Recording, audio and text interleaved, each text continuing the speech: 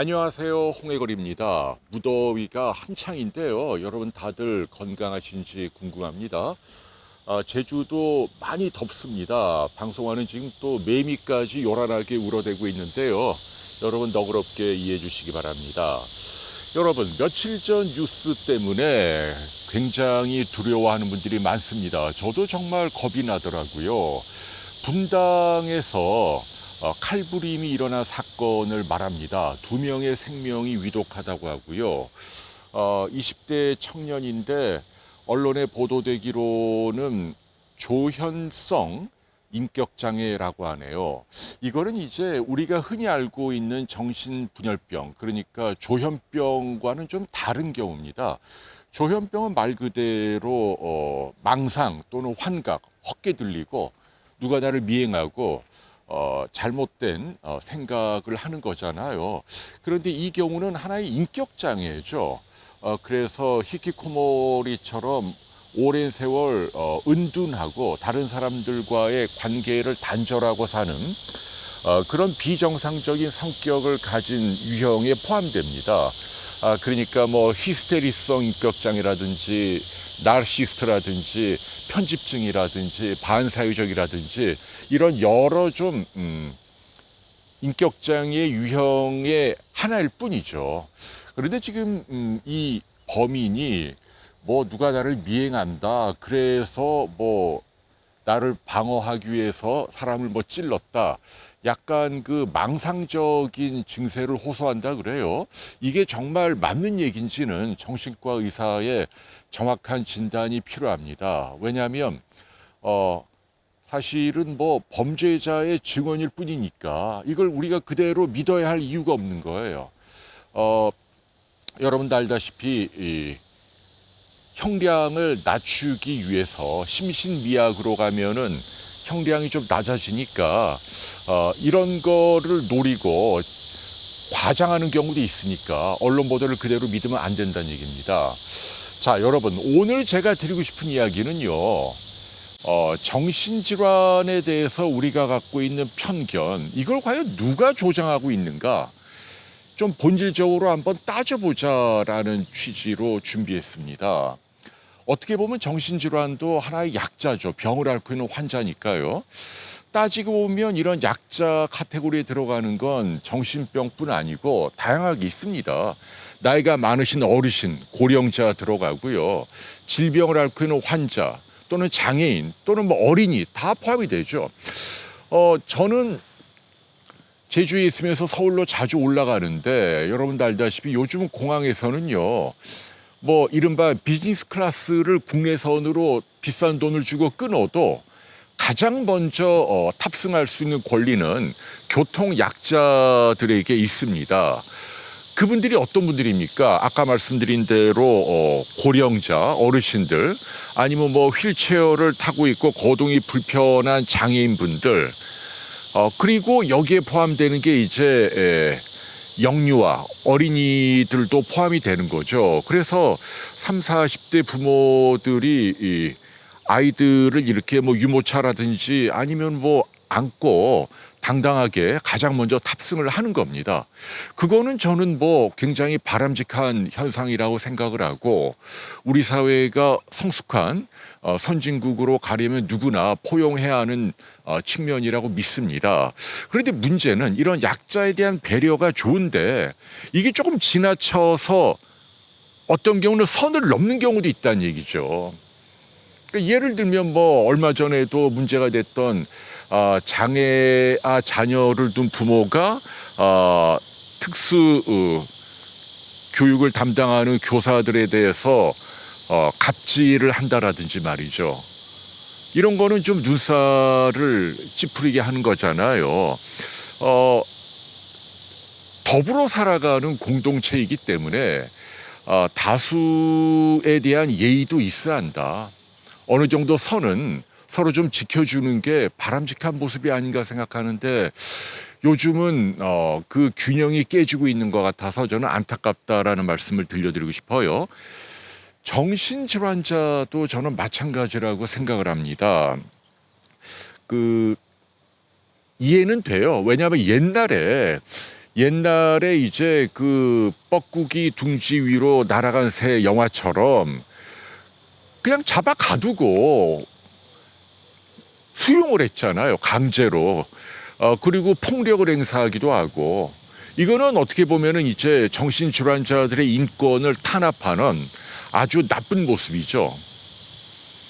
그리고 또 어떤 경우에는 뭐 재산 상속이라든지 다른 이유로 정신병이라고 뭐 누명을 뒤집어 씌우거나 가대 포장을 해서 병원에 그냥 가둬버리고 재산상에 혹은 다른 이익을 얻으려고 하는 그런 범죄죠. 이런 쪽으로도 악용되기도 하고. 그래서 이제 몇 년 전에 여러분도 알다시피 헌법재판소에서 정신보건법의 그 옛날 법을 말하는 거죠. 강제로 이렇게 병동에 입원시킬 수 있는 이게 좀 헌법에 불합치하다, 옳지 않다. 정신질환을 앓고 있는 분들의 권리를 지나치게 탄압하는 거다라고 해서 이제 그 법이 바뀌게 된 거 아닙니까? 근데 문제는 원래 취지와는 달리 이게 또 지나치게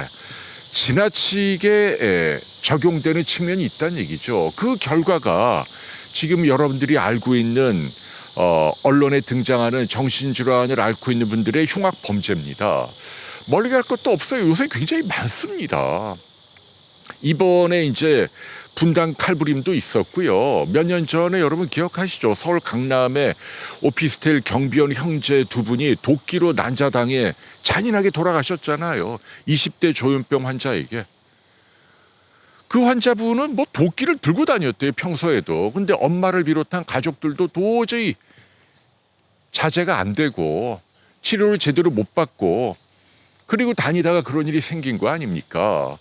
그리고 여러분도 알다시피 뭐 강북 삼성병원의 그 정신과 선생님 임세원 교수님이 진료실에서 칼에 찔려서 돌아가시고, 그런가 하면 얼마 전에 또 진주의 한 아파트에서 이름도 기억나네요. 안인득 씨라고 조현병을 앓고 있는 분인데 아파트에 불 지르고 내려오는 사람들을 막 찔러서 5명이나 죽었단 말이에요. 근데 이런 것들이 일어나도록 그대로 방치하는 게 옳은가? 저는 그게 아니라는 이야기를 하고 싶은 거예요. 근데 그런 이야기를 몇 년 전에 저희가 비욘디에서 지적을 했더니 안타깝게도 몇몇 환자단체에서 아주 강하게 저희를 비난했습니다. 왜 편견을 뒤집어 씌우냐? 정신과 환자들이 범죄자라는 인식을 심어주는 게 좋을 게 뭐가 있냐? 그러면서 뭐 어떤 경우에는 반협박, 뭐 저희 그 스튜디오까지 찾아오겠다, 뭘 들고 뭐 이런 시달림도 있었다는 얘기를 저는 해드리고 싶은 거예요.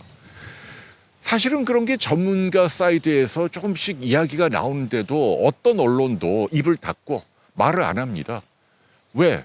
그게 이제 정치적 올바름, 요즘 한 시대를 풍미하는 이데올로기죠. 여기에 어긋나는 게 아닌가 싶어서 쉬쉬한다는 건데 저는 그렇게 가면 안 된다고 봅니다. 그러니까 또 이런 분당 칼부림 같은 사건이 생기는 거예요. 일단 저는 여러분께 어떤 말씀 드리고 싶냐면 저는 정신질환에 대한 편견을 우려합니다. 제 주장도 그걸 얘기하려는 게 아니에요. 다수의 정신과 질환을 앓고 있는 분들은 우리와 똑같습니다. 분열병, 그러니까 지금은 조현병으로 바뀌었죠. 굉장히 무서운 병으로 알고 있지만 치료를 잘 받으면 얼마든지 정상적인 생활을 할 수 있습니다. 제가 아는 동료 의사 가운데 조현병 환자가 있다니까요. 아무 문제 없어요. 전문 직종을 수행하는데도. 그렇기 때문에 다수의 정신질환을 앓고 있는 분들에게 우리가 색안경을 끼고 위험한 사람이야 기피하고 그러지 말자고요. 그러나 중요한 건 소수라 하더라도 이분들이 치료를 안 받을 경우에는 난폭해질 수 있고 충동적일 수 있고 공격적일 수 있고 아주 잔인한 범죄를 저지를 수 있다는 얘기예요. 그런 분들이 소수지만 있다는 걸 인정을 해야 하는 거예요. 왜 그거를 자꾸 덮으려고만 합니까? 그러니까 이런 일이 생기는 거 아니에요. 선량한 다수의 시민들이 피해를 입고 있는데 이거를 애써 감추고 있는 것만이 그게 진정 환자의 인권을 보호하는 것일까요? 저는 그렇게 생각하지 않아요. 왜냐하면 어떤 의미에서는 그 환자분도 아까 제가 말씀드린 이런 난폭한 짓을 저지르는 환자들도 피해자예요. 제대로 치료를 받았으면 그런 일이 없었을 텐데 그런 기회를 놓쳤으니까. 지금은 이제 법이 굉장히 엄격하잖아요. 병원 2군데 이상에 2명 이상의 전문의가 인정을 하고 그다음에 뭐 지자체 뭐 또 병원 안에 뭐 위원회가 구성되고 합당한지 굉장히 절차가 엄격하고 까다로워졌다. 그런데 현실 세계에서 정신질환 심하게 앓고 있는 분들은요, 가족들도 언터처블이에요. 통제가 안 돼요. 그리고 이거 치료 받아야 하는데 막말로 그런 분들이 병원에 자기 발로 갑니까? 절대로 안 가요. 의사 1명도 안 만나는데 2명을 어떻게 만나요? 그러니까 그렇게 난폭한 어큐트한 급성 시기의 환자들은 정말로 강제로라도 입원을 해서 치료를 해야 하는데 그럴 기회를 다 놓치고 어떻게 보면 지역사회에서 지금도 어슬렁거리고 있다. 이걸 방치하는 게 옳은가라는 이야기를 해드리는 거예요. 그 환자단체 그래서 제가 호소하는 거예요. 무엇이 정말 환자들의 권익을 보호하는 것인가? 우리가 제대로 이해를 할 필요가 있다는 얘기죠. 뇌전증이라는 병이 있죠. 옛날에 간질이라 그랬잖아요. 뇌전증 환자들에게 운전을 못하게 하는 게 옳은가? 그게 통제가 안 되고 치료가 안 되는 분들은 운전하는 도중에 갑자기 경련 발작이 일어나면 큰일 나죠. 환자도 위험하고 다른 분들에게도 피해가 가고 몇 년 전에 해운대에서 갑자기 난폭 운전으로 몇 명이 죽었잖아요. 그게 뇌전증이었다는 걸 제가 가장 먼저 언론에 보도했는데 또 그것 때문에 환자단체에서 뭐 뇌전증 환자의 편견을 조장하고 그런 비난에 시달렸다는 얘기죠. 그게 저는 잘못됐다는 얘기예요. 뇌전증에 대한 편견을 갖지 말자고요. 그거는 성격 지능에 뭐 아무 문제가 없고 우리 사회에서 누구나 살아갈 수 있는 분들이에요. 단 치료를 제대로 받을 때. 그러니까 우리나라 법이 어떻게 돼 있습니까? 적시에 치료를 받아서 2년 이상 경련 발작이 없다는 전문의의 인정서만 있으면 면허가 발급이 되고 운전을 할 수가 있다는 얘기예요. 그러나 경련 발작이 있으면 그러면 몇 달 안으로 내가 운전하고 싶어도 하면 안 되죠. 본인뿐 아니라 다른 사람을 위해서. 그리고 치료를 잘 받아야 할 의무가 있는 거예요. 운전을 하시려면. 그건 당연히 지켜야 되는 거예요. 근데 그거를 갖고 지적을 하는 게 왜 환자의 권익을 침해하는 거죠? 똑같은 얘기예요. 이 조현병을 비롯한 정신질환도 이런 치료가 꼭 필요해서 우리 사회의 범죄로까지 연결이 되지 않도록 우리가 서로 예방을 할 의무가 있다는 얘기를 저는 하는 겁니다. 차제 알려드릴게요. 제가 좀 찾아보니까 조현병이 있다고 해서 흉악병의 형량이 면책되는 경우가 요즘은 굉장히 까다로워졌습니다. 그런 점에서는 저는 판사들에게 박수를 쳐드리고 싶어요. 예컨대 임세원 선생님을 진료실에서 죽인 조현병 환자는 징역 25년, 그리고 도끼로 경비원 형제를 죽인 2명을 죽였죠. 징역 38년. 그리고 5명을 죽인 불지르고 말이죠. 안인득 씨. 이 사람은 조현병임에도 불구하고 무기징역이 선고가 된 거예요. 당연히 그렇게 가야 합니다.